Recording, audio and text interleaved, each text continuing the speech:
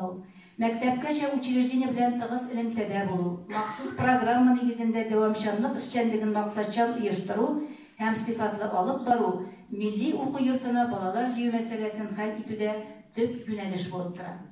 Телне өйрәнү процессы белгәнебезчә, ул белем күнекмәләр алу гына түгел, шулай ук тәрбия эшен оештыру аша күңелне, акылны тәрбияләү, фикерне дөрес формалаштыру, кешенең эчке матурлыгын сурәтләү.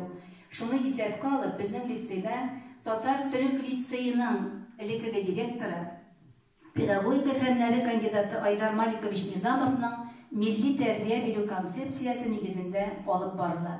Бу эшнең күрсәткече булып, күптән түгел генә игълан ителгән Дәүләт Советы депутаты Марат Гатаулы Әхмәтовның тәкъдиме һәм тырышлыгы белән оештырылган мәктәпләрнең Татарстан Республикасы халыкларының телләрен, мәдәни мирасларын, гореф-гадәтләрен саклау һәм үстерү юнәлешендәге проектлар конкурсында әлбәттә безнең лицей тәҗрибәсе республика грантына лаек булды һәм җиңүче дип танылды. Баланы укыту һәм тәрбияләү процессының төп асылы, нәтиҗәлелеге ана телен һәм мәдәниятен өйрәнүгә кызыксыну булдыруда гаилә, ата-аналар белән тату хезмәттәшлек алып бару. Бүгенге көннең тагын бер мөһим ихтияҗы.